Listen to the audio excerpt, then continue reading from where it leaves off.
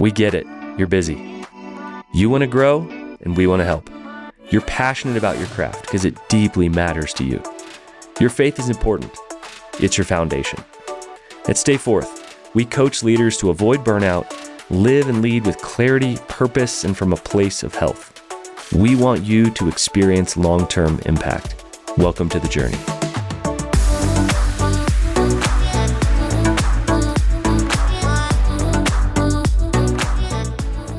This is a special episode here on Stay Forth Leadership Podcast.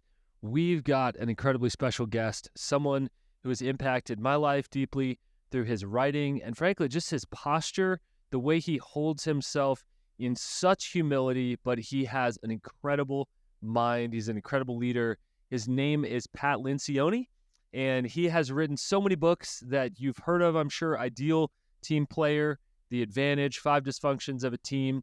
But today we're going to be talking about a 2-part series and breaking these next 2 weeks up into one of my favorite things to talk about, this book and this message in the assessment, 6 Types of Working Genius. This, my friends, has literally changed my life and the life of many coaching clients and teams. I get the opportunity to be a facilitator and come lead trainings with teams, whether you are a tech agency, whether you are a small boutique business, whether you are a local company, a nonprofit, a large church. This is an incredible assessment. I honestly believe it is the best assessment out there for understanding 2 things, your energy and your fulfillment. We do a lot of anti-burnout work here at Stay Forth, and that is what I'm up to with leaders, is helping them to get healthy so they can create healthy cultures around them. And this right here is the start. If you're one of my coaching clients, you know that we cannot start coaching without taking the Working Genius assessment because it filters into our decisions. It filters into our energy at work, our fulfillment after work, and ultimately helps us not only avoid burnout, but push toward the things where we have great energy and great fulfillment in. So I'm so grateful for his influence in literally millions of leaders, thousands of organizations and companies across many, many different sectors. And so I loved this conversation with Patrick Lencioni. What we're doing here is we're talking about kind of the upper level, the high level look at what is the Working Genius assessment? Why is it helpful? And as an individual, how can we learn from it and apply it? Hang on till the end. We got a few action steps for you, but enjoy my conversation with Pat Lencioni. Pat, welcome to the podcast. It's great to be here, Alan. This is going to be fun. Yeah, man, I have so much respect for you, for the Table Group, and just for who you guys are, first of all. And so, first of all, thank you for all the incredible work that you guys do. And secondly, this assessment. So much respect for the process, how you've gone about this. And so, first of all, before we head to the Working Genius and, grateful for all of your contribution there, let's talk about Pat for a little bit. How in the world did you get focused, maybe even obsessed with organizational health? Oh, gosh. Well, since I was a kid, I watched my dad go to work and come home kind of frustrated. And I thought, what's that all about? So one day I'm going to have a job too. And I didn't like that. And I heard about management and all this stuff. I thought, what's that? And then I went to college, first generation college in my family, and then I went to a management consulting firm. And I noticed that they were trying to fix all the details of businesses without understanding the people and the human side of things. And I thought, that's interesting to me. I'm more interested in that personally, and it feels like the missing piece. So I had a couple more jobs, and I got involved in that kind of work. And then I was at a company, and I was starting getting job offers at other companies. And I thought, I really want to start my own firm to help a bunch of companies get healthier organizationally. So we did that. We thought we were just going to be a small little consulting firm, boutique in the Bay Area, working probably with high-tech clients or something like that. And then I wrote a book, and I wrote another book because the publisher asked us to, and things started to take off, and more clients liked our stuff. And the next thing we knew, we were like, oh my gosh, there's a big market for this. People need this. And so it all kind of went from there. And 13 books later, and I'm doing a lot of speaking, consulting, writing. So it just kind of took off. Praise God for it all. Yeah, amazing. So where did this 6 Types of Working Genius story start? Give us the origin story there. Okay, so that was almost 4 years ago. So we're coming, COVID has just happened, right?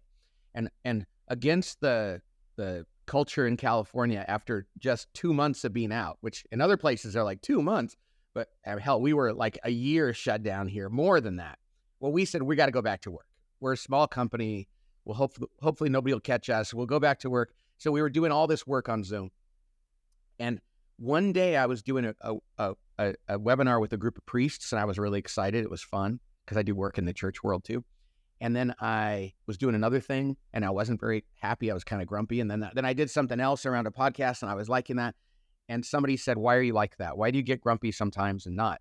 And I thought, I don't know, but it's just been going on for 20 years. For 20 years, I was working at a company with people I liked, doing things I liked, and I was grumpy. And I thought, what's wrong? And so truly by the grace of God, it's all a gift from him. We're all just stewards. This model came up because I was like, what's going on with me? And somehow over the next 4 hours, these circles, we wrote them on the board and we're like, what's going on? And we came up with this theory about working genius, but we weren't trying to come up with a theory. I was just trying to figure out why I was grumpy, Alan. And then one of our consultants saw it and shared it with one of his clients the next day. And that client had tears in his eyes. And he was like, you guys, I think this is my whole issue right here. And so we were like, wow, there's something to this. So we started testing it on people and everybody we knew. And 3 months later, we had an assessment and we rolled it out, and it's been growing like crazy. We're almost at 1 million people that have taken it. The response has been incredible. So it was by accident or by the grace of God. All things really are by him. And so that's how it came about. I did not sit down and go, we should have an assessment and a personality tool. I was just trying to figure out why me and then others are sometimes joyful and energized at work and sometimes frustrated. And so that's the story. And I'll admit, I have a hate-love relationship with assessments. There's so many of them. They're all helpful for something. Mostly I can't remember all of them, and they don't have something as simple as what you guys have put together. The moment I took it, Pat, my brother actually gifted it to me. He's a leadership coach as well. The moment I took it, I went, oh my goodness. It was jolting. How in the world does it categorize things in ways that, like you, explain me and go, this is why I get grumpy. I swear, I'm not a bad team player. It's just, here are the things for this reason. So the energy and the fulfillment piece, I highly, highly recommend people. Just take it. Just $25, start there, take it, and then it spreads to their team because it's so powerful. Yeah, and it takes 12 minutes. And I was a junkie for all those other tools too, but a lot of them I didn't remember, and I didn't know how they applied to things. They were always very interesting, but this one was like, and this is true of I had a guy, I was on a podcast the other day, and a guy was like, before we started, he goes, oh, I was supposed to do an assessment. I didn't do it. Oh, and I said, that's okay. While he was interviewing me, he was filling it out. I didn't even know because I couldn't see on the screen. And he goes, oh, it says here I'm an IG, which is actually yours. And he read the description. He goes, oh my gosh, this explains everything. So it is that quick to like, and to know what to do with it, what projects you do great at, which you don't do great at, why you need other people in your life, because God makes us to need one another. So I think it's an immensely practical, really quick to apply and to get real relief and insight into yourself and others. And again, praise God for that, because that's, St. Francis of Assisi said to seek to understand. And if we can understand one another, life is better. And so much of our work at Stay Forth and so much of the work that I get to be part of and have the privilege to do is around leaders avoiding burnout, getting healthy, staying healthy, creating healthy cultures around them. And so talk a little bit about that energy and fulfillment piece as it relates not just to avoiding burnout, but how does that help us to seek health? Well, I love that you mentioned burnout, though, too, because burnout's one of those words that everybody can relate to. Yeah, I know. I love your book. That's great. And people think it's about you just need to do less. But if you do what you're meant to do, you don't burn out. Like you can do 12 hours in a day on something you love and go home and go, what a great day, I'm energized. You could do 3 hours on something that you hate, your working frustration, and go home and go, I'm exhausted. Or 30 minutes. Yeah, even. I was a bank teller when I was in college during the summers, and I swear the clock went backward because it was so not, and I can tell you the working genius looking back, like what I was supposed to do and what I didn't like doing. And it made the day long, it made me exhausted. There are days when I'm working in my genius that I'm just like, this is a party. And tell us your genius while we're on it. So mine are invention. I love to come up with new ideas. When somebody comes up to me and says, hey, we have no context for you. Just here's a problem. Can you solve this? Can you come up with a new idea out of nothing? I'm like, oh, it's my favorite thing to do. You're the same way. You know something? Go to another person and give them that challenge, and they'll look at you like you're the cruelest person ever. Because one man's trash is another man's treasure. And the things I love, which I assumed like, well, if I love it, it's probably the greatest job in the world. And other people like, no, the job you think would be the best job ever is my misery. So invention is one of them. And then discernment is my other one, which is I love to curate things. And I love when people show me things and I get to evaluate them. And I get to use my gut feel and say like my favorite thing to do is have people bring me problems and say, what do you think? Because I get to use invention and discernment. And I never use data because I use my gut. And it's a different kind of data. So anyway, invention and discernment, I'm what's called the, I have all the terms because every pairing has its own term. I'm the discriminating ideator, which means I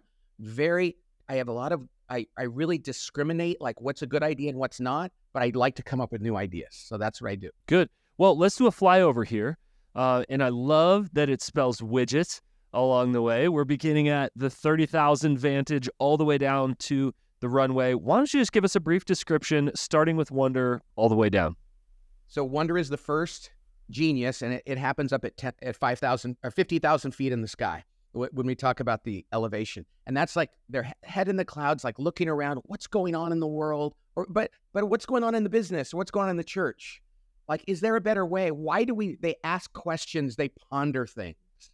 And every great idea comes about because somebody said, maybe there's a better way, or I wonder why we do that, or is there more that could happen here? And it could be in a big, huge thing in life, or it could be even within a project. Like, I wonder if our customers are happy. Maybe there's something else we could be doing. They don't have the answer. They ask the question, and people think it's annoying, and it's not. It's a gift. But be like, could you quit asking those questions? It's like, no. That question, the woman turned to me and says, why are you grumpy a lot? She didn't have the answer, but she asked the question. It must be hard for you to be grumpy like that. And I was like, oh yeah, let's solve that problem. So the second genius is invention. So mine comes in about 35,000 feet, 50,000 to 35. I'm still up in the clouds designing a solution or coming up with an idea, but we're far from implementing that idea. So invention and wonder, the first two, are what's called ideation. That's where new ideas start. But then we move into the invention comes along and somebody says, okay, I'm going to evaluate your invention for you. That idea that you just came up with, somebody has to assess whether it's going to work or not. And people with the genius of discernment, which is the third one, and that's one of mine, they don't use data. They have great pattern recognition, instinct. It's really about intuition, but it's not magic. It's just, that's how they think, they see things. And people with discernment, you can bring them many issues and they'll almost always come up with a pretty good assessment of an idea. And you'll say, how did you know that? And they'll say, I don't know. It's just my gut is telling me that. And people that have this will tell you throughout their life, people have said, hey, what do you think? You always have a good evaluation of things. And it's not because you're smart. It's because God wired them to see patterns where other people don't. Let me stop you there. While we're halfway through, I would imagine that's a common thing, that other people can see those things naturally in us and always maybe have been able to, but just don't have language for it. This is really giving us a common language, right? Absolutely. And what a great thing to be known. For somebody to go, you're really good at that. And it's important. Because the worst thing is when we have genius, I will tell you, I grew up, my geniuses were never valued or seen in my family. Nobody asked me for them. Nobody ever encouraged me to do those. They were like, just do what you're told and do it really well. And I will tell you, Alan, I got really good at that because that's what my parents, my coaches, and my teachers wanted me to do, which kind of screwed me up because I got really good at things I hated. And we're not meant in this earth to master our defects, because then we're kind of going against our wiring and going against the grain. God gives everybody natural geniuses, and he gives everybody natural frustrations. And in life, it's great when people recognize our geniuses and allow us to do them. That's why I think work can be such a ministry for people. And so that's what we want people to do, is to see this. So good. So good. All right, we're halfway down this second vantage here. We're going to move to galvanizing. What's the galvanizer? Well, you're a galvanizer, and I am not. And I was doing it all the time. That's why I was getting grumpy. That's how this whole idea came out. So galvanizing is people that love to rally the troops. They love to sell and inspire and remind and keep, and they don't mind going, all right, everybody, isn't this great? This is a great idea. Let's do it. They naturally do that. See, you came out of the womb that way. You wake up every morning and go, oh yeah, I want to re-inspire, re-sell, re-communicate these ideas. Now, people go, well, Pat, you're a public speaker and a podcast guy.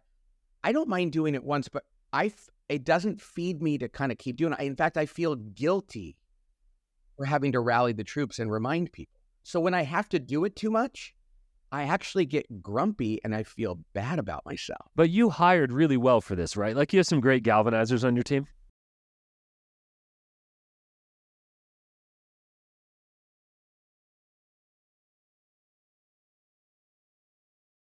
Well, no CEO, no leader, no minister, no teacher, no principal does it all. And so I actually allowed the galvanizer. I said, hey, if you guys love doing this, like if you and I work together, I go, Alan, why don't you run the daily meeting where you get people psyched about things? Now, I'll do some of it because that's my job to be in there, but I'm going to turn you loose to do most of that. I will get to spend more time in my genius. You'll get to do more in yours. I will alleviate my own guilt and self-judgment, and I will allow you not to feel guilty about the fact that you don't get to do the thing that you would love to do. I mean, it's such a ministry, like at work, to put people in their geniuses, to celebrate who God made them to be, and to allow other people not to have to over-index in the things they're not supposed to do.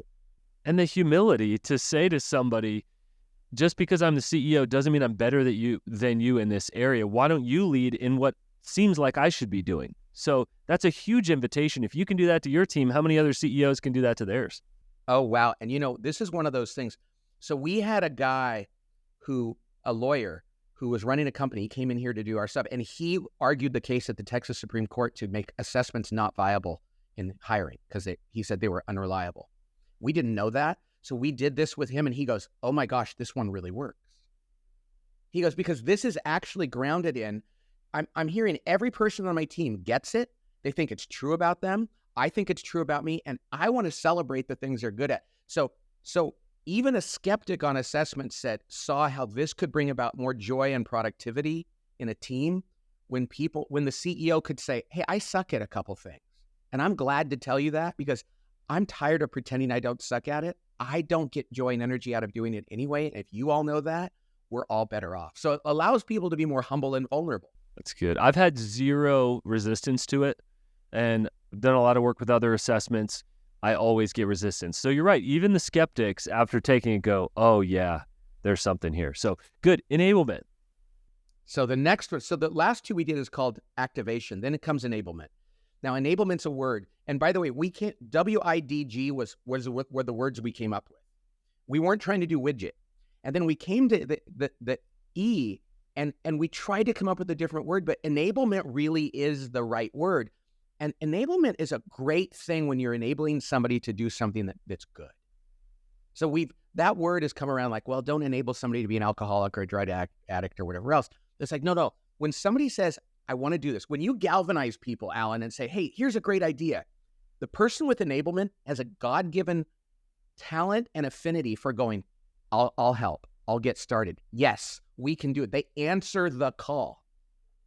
And that's what's so great about this. And my wife was the one who turned those circles into gears because they all feed off one another. And when you galvanize, you're galvanizing, looking for somebody with enablement to say, yes, I'm in. And if you're in an organization where there's no enablement going on, nobody's responding. I love these people. I'm so grateful for these people. The unsung heroes, really. Absolutely. And we want them to be not unsung anymore. So we can go, oh, you know that enablement thing in you? That's not because you're pliable and nice. It's because you have a God-given ability to come along and say to somebody on the terms that you're asking for, I can help you.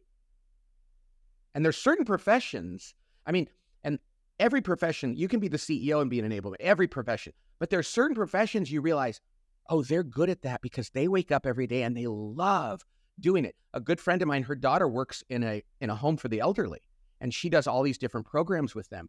She loves when one of these older people says, I need this.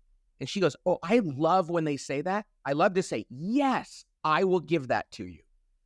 And so when you know that, oh, this is a gift, it's like, of course it's a gift. You can do that. And on a team, they're the team players that come along and you need them. They're wonderful. So the last one now after enablement is tenacity. So when we got to the E, Alan, I said, okay, we got to have a T word now because we're not going to do widger. Now, widget sounds pretty good. And so, and the T word that best fit, and it was a good word, is the gift of tenacity. The person who likes to finish things, finish things. They like to plow through obstacles, get it done, cross it off the list, hit the number, I have none of this. People go, you've written 13 books. You must have a lot of tenacity. And it's like, oh no, I have They're zero. called editors, right? Yes.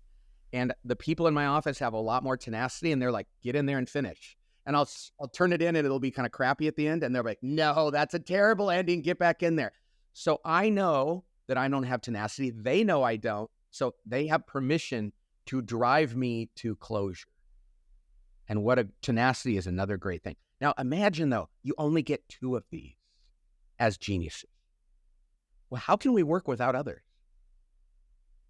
God made us to need one another, to be in fellowship with one another in our work and in everything we do.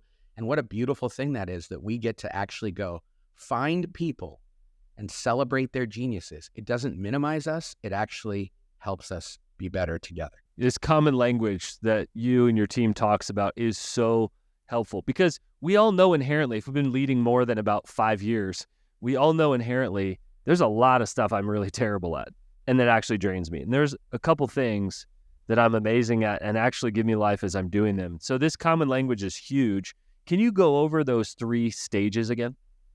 Sure. The first 2 are what's called ideation. That's where the new idea comes from. And it starts not with the inventor, it starts with the wonderer. That's the beautiful thing. Somebody goes, is that worth exploring? So, and those wonderers, by the way, they're some of the most misunderstood and overlooked people in life. People throughout the education and in most jobs are like, why are you asking questions? Why don't you just get on board? And it's like, no, we need them. Not every meeting we need them, but we need them. So W and I is ideation. Then comes the middle stage, which is critical. And that is somebody needs to evaluate that idea and get people excited before we implement. See, the last 2, enablement and tenacity, are implementation. But so many people think we go from ideation to implementation. Somebody came up with a new idea. Okay, now go make it work. No, we need the 2 in the middle.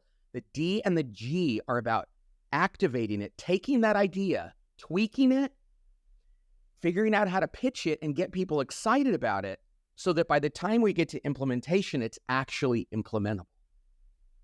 So those are the 3 stages: ideation, activation, implementation. And in our next episode, we'll talk a little about meetings and maybe how to utilize those well, especially as a team. But I find that maybe the most light bulb moments happen when we talk about the disruptive side of things, which that one for me stung a little bit at first, but it made a lot of sense. Oh, I'm double disruptive. And so kind of share about what somebody who is disruptive is bringing to their, what do you mean by that?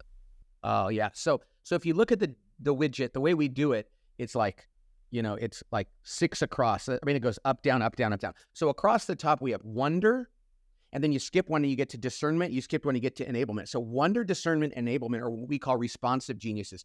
They're not going to like initiate and push something out on other. They're going to respond. The wonder responds to what they see in the environment. The discerner responds to the idea. The enablement person responds to the galvanizing.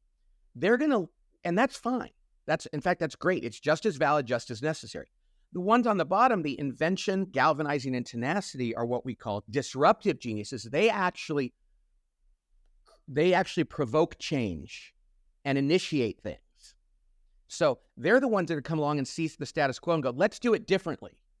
Whereas the other people are like, hey, if somebody's provoking it to do differently, I'll give you my response to that. You need them both. And it's interesting, isn't it, that we go responsive, disruptive, in the how work gets done. And yet some people have 2 in the responsive genius, which means giving them a role where they have to make change happen when people aren't asking for it is not going to be terribly easy or natural for them. Yeah, what do you say to someone who's double responsive? Plug in with people who are disruptive, and that's the is symbiosis the right word? The synergy there is going to be wonderful because we need each other. And then you feel kind of guilty, you said, about being double disruptive. And everybody, that's the thing. You know what this tool is? And I feel, and it's a God-given thing. I think God doesn't want us to feel unnecessary, improper guilt or judgment of others. There's a place in life for guilt and the place in life for judgment. I mean, people in the world today are like, never feel guilty for anything. Therapy is like, oh, you're fine. You're a tree. Good luck. But the point here is we're not supposed to feel guilty for being the person God made us. And we're not supposed to judge others for being the person God made them. So your disruption isn't rude or uncomfortable. It's we need that. And that responsive person, we need that too, because they tend to take things in. They might spend a little bit more time receiving something and processing it, whereas you're going to be like coming up with that new idea. By the way, your type is what's called the evangelizing innovator. You see new ideas and you love to tell people about them. Right? Don't feel guilty for that. Take that unnecessary guilt or temptation and turn it into a receiving of the gifts God gave you and a celebration of the people that are good at the things that you suck at. And Pat, here's something, express this to your team. One of the reasons I wanted to go through this and become a facilitator is because your team gave clarity on here's what it is, here's how you use it well, here's some of the dangers, but they gave me freedom. And so as an IG, they gave me a freedom that other assessments that will remain unnamed here do not give you. They're like, apply it in this way, apply it in that way, feel free to do this. And they gave me enough space over here to still be able to have some elbow room, but clearly there's a right way to apply it. So you would just pass that along to your team as an IG. I'm so grateful that I didn't feel put in a box during that time, but actually now it's time to unleash you. And they did a phenomenal job at that. Yes. To think that we would know best how to do this and how to figure it out. The other thing, we didn't wait 20 years. We got this idea. We said, we think people need this now. Let's let other people use it and we're going to grow and learn together. So I thought as we end this first episode, again, we'll be back next week to apply this a little deeper. I thought it'd be fun for me to ask you a couple questions about ID land. And then let's end, you ask me hopefully some hard ones and just throw me completely off balance and embarrass me or whatever about being an IG. Sound good? That I love it. All right. So ID, here's my question for you. How in the world do you come up with new ideas and not edit the heck out of those things with the D side of things? Ooh, that's a great question. See, and here's what's interesting. I have this loop that goes on so quickly. The ID goes together. So like you have ING and there's the D in between, right? Well, since mine are right next to each other, when I come up with a new idea, I am like constantly editing myself. And I will say this, it's not bragging because there's plenty of things I'm not good at, but I can the first draft I write of something is usually about 85% right. I remember as a kid, people would say you have to write a paper and people would go through many drafts. And my first draft, because while I'm writing it, I'm going, no, that wouldn't work. Yeah, this is better. This is better. I don't have to write it exactly. So it's like, boop, boop, boop, boop, boop. I go back to that. We call it the ID loop, where it's like new thought, evaluation, new thought. They almost happen simultaneously. So what I will say is this: when I come up with a new idea, more than not, and much more than other types, they tend to be pretty good because I've kind of evaluated them as I came up with them. And I'm aware that could sound like self-congratulatory because I suck at so many things, but my new ideas have a pretty high hit rate. Makes total sense that you're doing both of those. And I would see that as a blessing and a curse, that you've probably written, 6 drafts in your head, pinging that back and forth that come out really well. Love that. All right, last question for you specifically. Describe your ideal day as an ID. If you say, hey, you got 12 hours to be in your sweet spot, what is that? Okay, I love people coming to me and saying, I need your advice. Okay, if somebody says, I need your help, I'm always like, oh, what kind of help do you need? Because if it's a certain kind, but if they say, I need your advice, or I'm stuck and can you come up with a new idea? I'm just like, oh, come on in. Oh, I once said I could sit in a room, and if different teams of leaders came in and spent an hour with me at a time and said, here's our problem, here's what's going on, what do you think? And I was allowed to actually suggest new ideas and evaluate what they were doing, it's a party for me. It's bright. And that's why I also think like being a radio, like call-in radio would be really fun for me. Like, hey, Pat, calling in, and here's my problem. Every time they do that, when I'm on stage, I give a lot of talks. The Q&A is my favorite. Amazing. Yeah, I could see that. Totally. All right, man, I'm ready. Bring them at me. Okay, so here's the thing about IGs. I have many IG friends. Love them. But I will tell you, so here's the thing. When every IG that I meet, when I first meet them, I don't believe they're real. I'm like, they cannot be like this all the time. I mean, to a person, and we laugh about that because they can be like a little over the top and excited about things. And I'm like, okay, yes. First impressions, I'm like, are they phony? And then I'm like, they're really like this. And I love it. But at first I think, are you just selling me something? Are you really this excited or optimistic? Or does that make sense to you? Yes. Ugh. Yeah, I've gotten that before. That's why I'm laughing. Yeah. Every IG I meet, I'm like, oh my gosh, this happens to me all the time. Because they really are that genuinely like looking for new ideas and excited to share it. The other thing about IGs is what I love about them is they'll tell you an idea. And when you do come along and give them discernment, they'll go, oh, you're right. That one's not going to work. But what about this one? So they don't like dig in and have to have their way. They're ready to come up. Okay, well, what about the next idea? And that's what's wonderful when an IG knows that if they can be friends with a discerning person without ego and go to them and go, hey, this is my idea. I'm about to go give a presentation. Do you think I should do that or not? I have a friend who's an IG. His wife is a D. And for the longest time, he goes, every time I came up with an idea, I thought she hated me because she'd always say, honey, I don't know if you should pitch that. Well, don't you like it? And then they're like, I'm doing this because I love you. I'm giving you my discernment. And they're like, oh, thank you. So that's my thought about an IG. And I tell you this, people should I love it. Let them come up with, like, what would be your perfect day? I get to live it. I mean, I feel really lucky I get to live it. It's literally probably someone coming up to me and saying, here are some big problems that we're experiencing, and there's no consequences or judgment. We're not going to edit these ideas. Just throw stuff on a whiteboard. And then secondly would be a coaching conversation with somebody who is like, I have this thing and I don't know how to get it off the ground. And so, man, if a day has time in I and then time in G and somebody launches something at the end of that, I feel like that's what I get to do as a coach. Yeah. One of the guys on our team that's an IG, he said, we had his podcast once and we said, what would be a fun job that you would do totally outside of what you do now? Like mine was like, I could work at a movie rental store and people come in and go, they don't exist anymore, but you remember Blockbuster. What movie should I watch? I'd be like, oh, okay. Tell me what movies you like and all this. And I would give him advice. He goes, he would like want to run a summer camp where he got to come up with all the new ideas and then get everybody excited about it. Product idea guy. Yeah. When literally everybody goes, hey, we're going to put budget behind this. We have resources and we promise you we're going to move on these. And for every 5 ideas you have, we're going to actually try 2 of them. I would go, are you kidding me? I would volunteer, actually, Pat. I'd figure out how to raise support for that role to just launch new ideas into the world and see how they stuck. You're right. They don't have to all stick, but just to be able to launch them with momentum.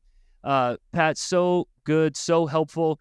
And here's what I love, friends. If you're listening to this, we're going to come back next week and we're going to dig in from this flyover. Pat, so grateful for you. Thanks for coming by the podcast. Thanks for having me. God bless. Wow, so much gold in that episode. I personally loved it, especially as we're talking about our own wiring, and he's so personal about the way that he approaches it. I loved him sharing that it didn't start with some grand master plan for his next book or for an assessment that he said literally 1 million people have taken this, 1 million and counting. It's growing quickly. This started with frustration in himself and someone saying, why are you the way you are? Many of us have that question. Why am I so grumpy? Why am I so grouchy? Why do I not want to do this task? Friends, I believe it has a lot to do with this. We've got 2 action steps for you here. First of all, go take the assessment. You can go over to workinggenius.com. That's 2 G's, workinggenius.com. We'll put that in the show notes as well, and take the assessment. Friends, it is the best $25 that you can spend. I would say next to that, sure, you can pick up my book, Anti-Burnout, and you can read through this book, but friends, start with the assessment. In 12 to 15 minutes, you'll be able to input those answers, and you will have sort of a visual heat map of who you are and how you tick when it comes to energy and fulfillment. Phenomenal. So start there. Secondly, if you want to go deeper and you want a team training, I would love to come facilitate that. You can shoot me an email at hello@stayforth.com. That's HELLO@STAYFORTH.com. And I can share what that could look like. I've got 3 different offerings right now to come in with your team and to help essentially take this incredible assessment and translate it into impact, to translate it into what this visual heat map of your team taking this assessment together could mean for impact, for fulfillment, for energy, and even for the income of your company. So I absolutely love doing that. I went through the certification process, and as a facilitator and guide, I will just tell you, friends, it is one of my favorite things to do. So I would love to come in with your team, help you translate this. What does this assessment mean? Hey, good news. That's only part 1.